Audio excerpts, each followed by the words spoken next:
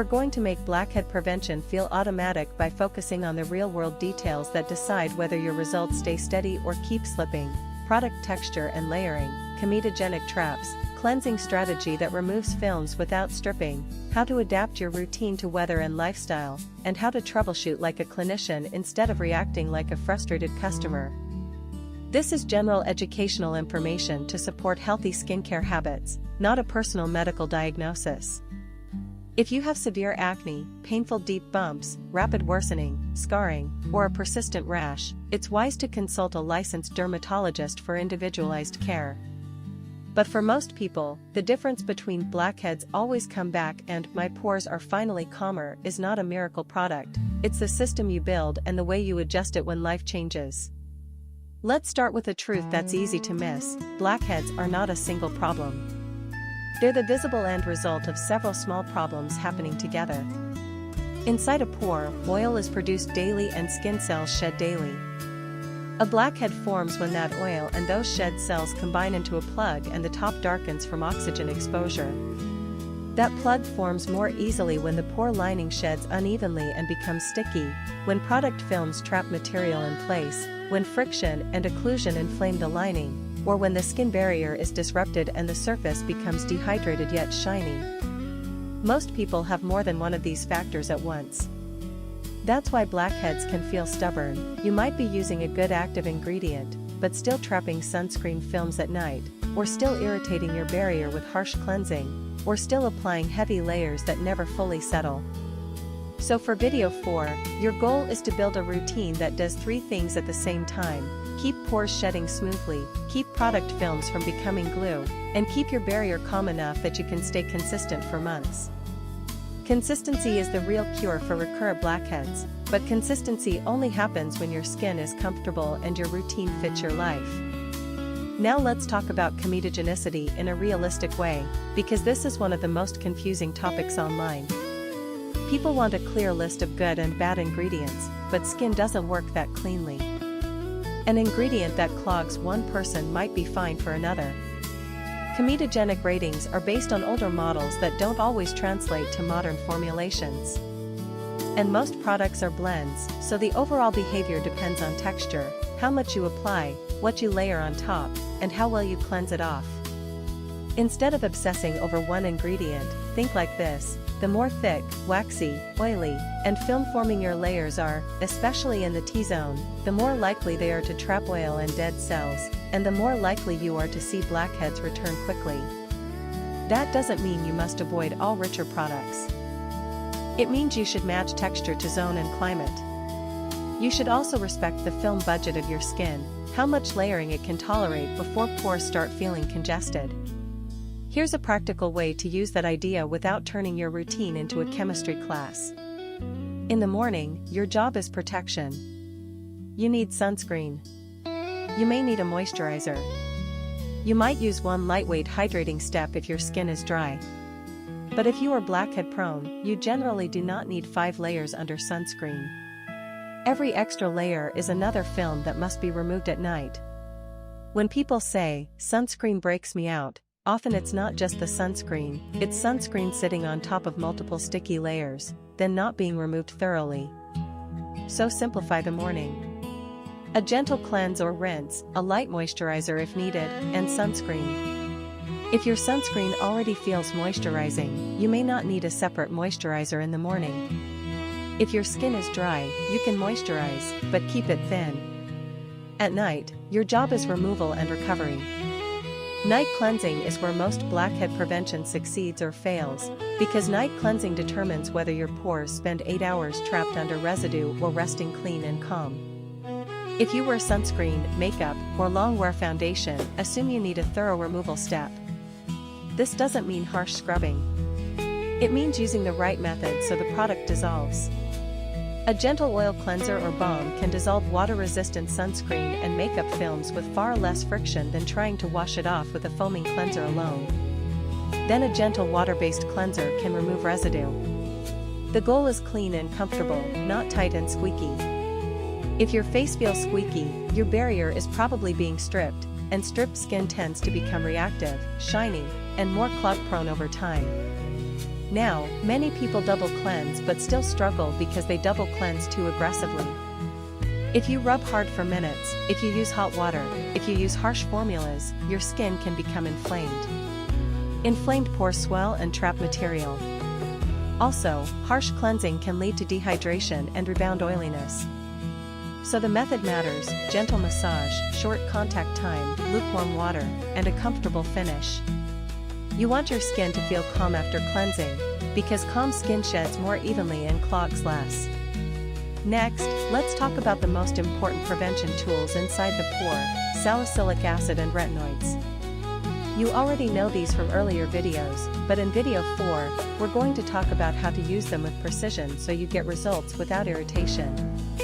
Salicylic acid, or BHA, is oil-soluble, making it especially useful for the T-zone where oil flow is higher. The mistake is using it every day from the beginning, then burning your barrier. The smarter strategy is to schedule it like a training plan. Start 2 nights per week. If your skin stays calm for a couple of weeks, go to 3 nights.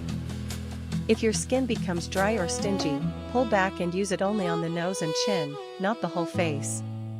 If you notice that your cheeks are fine but your nose is congested, it's completely reasonable to use salicylic acid only where you need it. Not every part of the face needs the same intensity. Retinoids are the long game tool. They help normalize cell turnover and reduce cum-dun formation. They can be extremely effective, but only if you can tolerate them consistently. The most common retinoid failure is going too fast, nightly use, too much product, no moisturizer support. That creates irritation, and irritation creates dropout. The clinician mindset is slow and steady. 1 night per week at first, then 2 nights per week. Use a small amount. If you are sensitive, use the moisturizer sandwich technique: moisturizer, retinoid, then a thin layer of moisturizer. If you feel dryness, reduce frequency rather than quitting. And always remember a safety note: if you are pregnant, trying to become pregnant, or breastfeeding, avoid retinoids unless your personal clinician specifically instructs you otherwise. Now, an advanced point that helps many people: you don't need to max out actives to win.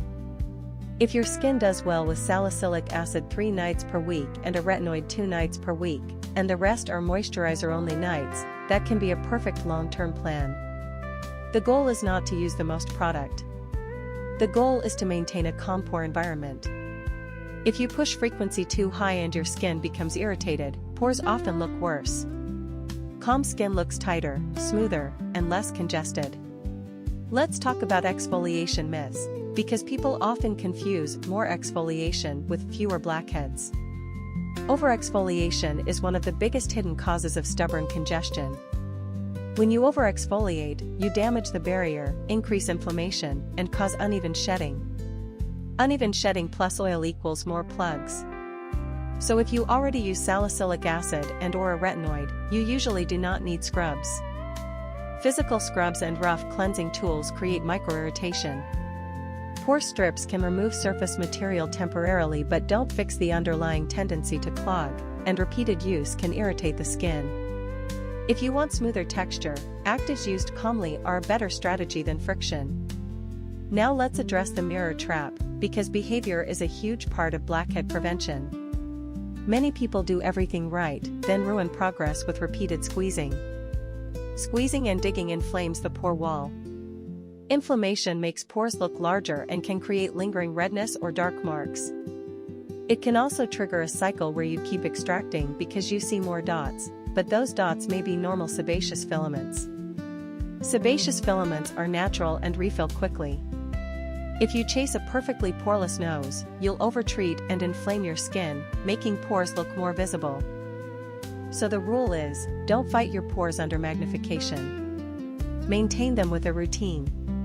Skin looks best when it's calm, not when it's been squeezed. Now we'll go into the hidden triggers that sabotage even a great routine, because video 4 is about real life. One of the biggest is hair products.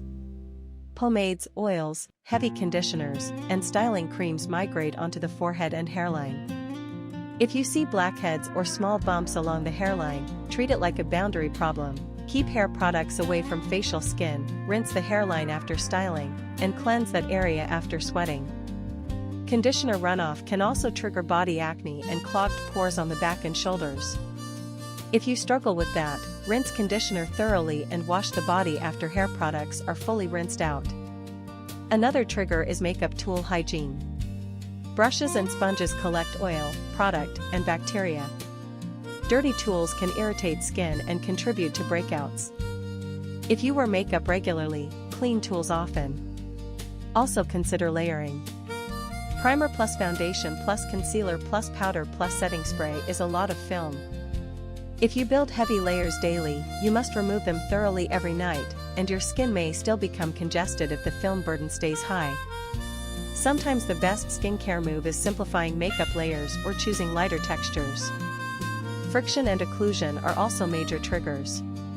Masks create heat, humidity, and friction. Helmet straps, chin straps, and even resting your face in your hands create pressure and rubbing. These conditions inflame the pore lining and encourage congestion.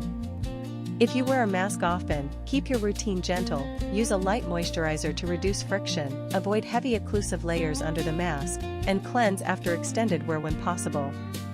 Change masks regularly so you're not reapplying oil and residue to your skin. Sweat timing matters too. Sweat itself is not dirt, but sweat mixed with sunscreen and product residue can create a sticky environment. If you exercise, rinse or cleanse reasonably soon after. This doesn't require perfection. It's about not leaving sweat and film sitting on the skin for hours, day after day, especially if you notice congestion in areas that get sweaty. Now let's talk about climate and travel, because routines often fail when people go somewhere new. In hot, humid weather, sweat and oil increase, and sunscreen feels heavier. In that environment, night cleansing must be thorough, and lightweight layers are usually better. In dry climates or heavily air-conditioned environments, the barrier dries out more easily, so you need more moisturizer and sometimes fewer active nights. If you keep the same summer exfoliation schedule in winter dryness, irritation rises.